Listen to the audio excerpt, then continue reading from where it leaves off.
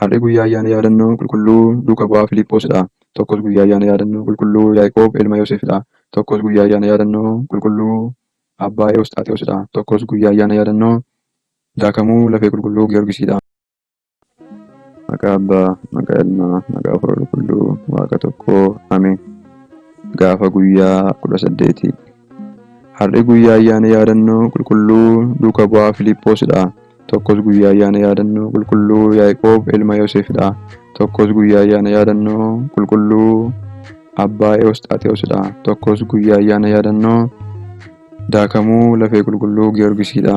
Eebbi isaaniif araarsummaan isaanii hunduma kiristaanarra oolle kan bule ta'u hanga bara baraatti.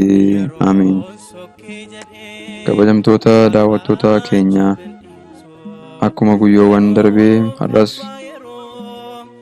suuraa yookiin immoo fakkii qulqulluu abbaa keenya abbaa Ewusxaatewoosiin qofa waan arganneef barreeffamaan seenaa isaanii gabaabinaan waan argachuu hin dandeenyeef dhiifama guddaa isin gaafanna. Ammas daakamuu lafee Giyoorgisii seenaasaa hundumti keenya waan beennuuf lafeensaa guyyaatti daakame gaafa 18 kana waan ta'eef gaafa 18 kanaaf guyyaan kun daakamuu lafee Giyoorgisii jedhamee sabara Aa'imuulee Giyoorgis jedhamee waan kabajamuufidha malee gaafa guyyaa 18 kana qulqulluu Giyoorgisiin waan biraa waan taasisee qabaate osoo hin taane guyyaa lafeen isaa itti daakame waan ta'eef guyyaan kun kabajama. Kanaaf har'a kan nu isinii dhiyeessinu kan qulqulluu duuka bu'aa Filiiphoosii fi kan Yoosef gargaarticha yookiin immoo Yoosef kan Yaaqoob ilma Yoosef yookiin immoo Yaaqoob isa gargaaraa isiniif dhiyeessina. Waaqayyo hanga dhumaatti akka nu waliin taatanii barumsa xiqqoo kanarraa hubattan Waaqayyo nu haa gargaaru. Ameen. Qulqulluu Filiiphoos. Filiiphoos jechuun iddoo dhokataa jechuudha. Galiilaadhaa kan argame nama Beetisaaydaa yoo ta'u, Indiriyaas waliin ta'uudhaan warra Giriikii gara gooftaatti kan dhiyeessedha. Yohaannis boqonnaa 12:20. Duuka bu'aan Filiiphoos akkasumas duuka bu'aa Naatnaa'eliin kottuu ilaali jedhee gara gooftaatti isa dhiyeesseera. Yohaannis boqonnaa 1:42. Filiiphoos gooftaa keenya Yesuus Kiristoosiin egaa kana booda abbaa nutti agarsiisiitii nu ga'a jedhee gaafatee ture. Gooftaa fi fayyisaan keenya Yesuus Kiristoosis kan na arge abbaa argeera. Akkamitti abbaa nutti agarsiisi jettaree? Ani abbaa keessa abbaanis ana keessa akka jiru hin amantuure jedhee deebii kenneefii jira. Wangeela Yohaannis boqonnaa 14:8. Duuka bu'oonni kutaa lallabaa adda yommuu hiratan kan duuka bu'aa Filiiphoos biyya Afriiqiyaatu isa ga'e. Qulqulluu Phexros waliin yoo deemu Elaawutiroos jenniin irra bule karra magaalichaa irratti arganii fayyisanii beenuutii dhugaa ba'e jedhanii fuudhanii gara magaalittiitti galanii. Isaanis bakka utubaa guddaa tokko argatanii isa buusanii Elaawutiroosiin irra korii dhugaa ba'e jedhanii. Innis achirra dhaabate yoo dhugaa ba'u sochii jabaan ta'e. Kan na'anii du'anis jiru. Kan hafan ammoo duuka bu'oota kanaan Waaqa keessanitti amanneerraa akka hin duune nu baraaraa jedhaniini. Qulqulluu duuka bu'aa Filiiphoos uummata kutaa lallaba isaatti barsiisee cuuphee gara hojii gaariitti deebisuutti ka'e. Kanaanis luboonni Waaqa keessa jibbanii. Kana boodas mootii biyya sanaatiin itti murteessisanii gadi gombifamee akka fannifamu taasisuudhaan sadaasa 18 wareegamummaadhaan akka darbu ta'eera. Warri isa fannisanis foon isaa ni gubna jedhanii osoo gamaa gamana ilaalanuu ergamaan Waaqayyo dhufee gara Yerusaalemitti jalaa fudhate. Boodas wanta kanaan na'anii yoo gaabbanii Waaqayyoon kadhatan foon fudhatame deebi'ee fi isa awwaaluu danda'aniiru. Galanni Waaqayyoof haa ta'u. Nuunis kadhannaa qulqullicha kanaatiin nuuf araaramu sukni isaas nu waliin haa ta'u hanga bara baraatti. Ameen. Tokkos har'i guyyaa ayyaana yaadannoo qulqulluu Yaaqoob ilma Yoosefidha. Qulqulluu Yaaqoob kunis obboleessa gooftaa jedhamee kan waamamedha. Maatewos boqonnaa 13:45 hanga 46. Wangeela Yohaannis boqonnaa 2:12.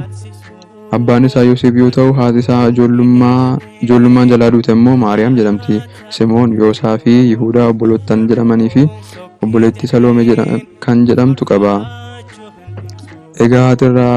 Egaa haati duutee rakkina baay'ee argus dubroo Maariyaam qulqullicha Yoosef Qulqullichi Yoosef yommuu eeguuf fudhatee kaadhimmatu mana isaaniitti waan galteef seenaan mana isaanii ni jijjiirame. Qulqulleetti Dubroo Maariyaam Yoosefiin gara mana isaatti fudhatamtee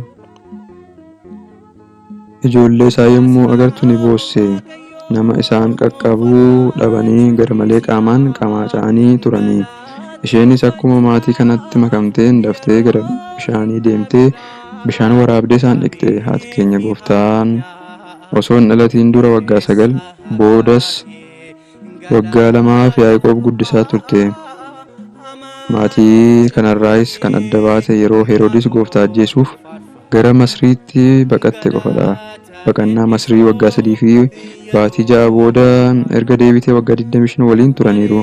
Haati keenya Qulqulleetti Dubroo Maariyaam akkuma haadha isaan deesseetti ijoollee Yoosef guddisaa waan turteef Yaaqoob haadha isaa kan duute yaadatee hin beeku jedhama. Yaaqoob obboleessa Gooftaa jedhamee irra deddeebi'amee maqaan isaa ka'eera. Kunis sababni isaa waggaa 30 waliin waan guddataniif firooma dhiyoos waan qabaniifidha. Qulqulluu Yaaqoob duuka bu'aa sooma guyyaa 3 yookiin Akfiloot kan barsiisedha. Lakkoofsaanis abboota gargaartota 72 keessaa isa tokkodha. Mana isaas akka mana kiristaanaatti duuka bu'ootni itti fayyadamaa turani. Waggaa isaa guutuus midhaan soomaa qabu nyaatee nafa dhiqatee rifeensa mataa muratee uffata jijjiiratee hin beeku. Yerusaalemiif Phaaphaasii jalqabaa ta'ee muudame. Sinoodosii jalqabaas isatu dura taa'aa ta'ee hooggane. Qulqullichi kun bara lallabaa isaatti ajaa'iba gurguddaa kan raawwate du'aa kan kaase dhukkubsattoota hedduu dhukkuba isaanii irraa kan fayyisedha. Yihudoota hedduus gara wangeelaatti deebiseera. Yihudoonni itti naanna'anii Yesus eenyu jedhanii sodaachisanii. Isaanis akka obboleessa kooti isaaniin jedhu eeganii turanii. Inni garuu yommuu deebisuuf Gooftaan ilma abbaa ilma Maariyaam foon kan uffate waaqadha. Anis garbicha isaati jedheenii deebisee fi kanaanis aaranii darbatanii lafatti kuffisanii qaama isaasitti deddeebi'anii reebanii. Muka guddaa gandaa tokkoonis isaan keessaa namni tokko mataa qulqulluu Yaaqoob rukute. Kanaanis mataan isaa dho'ee wareegame. Soomaa fi kadhannaa irraa kan ka'e deemuu dadhabe. Kanaaf abbootni duuka bu'aa gadamaawaa jedhuuni. Ayyaanni yaadannoo isaa Sadoolessa 18dha.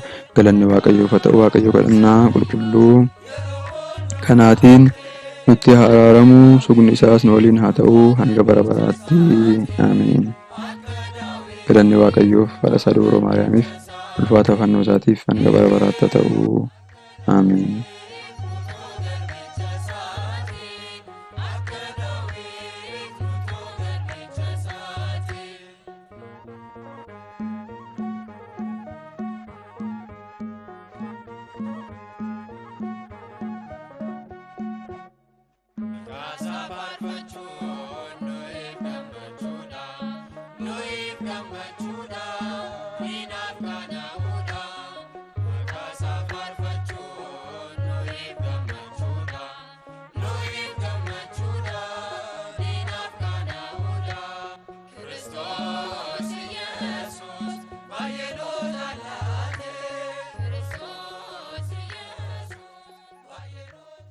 ገብርኤል ማርያም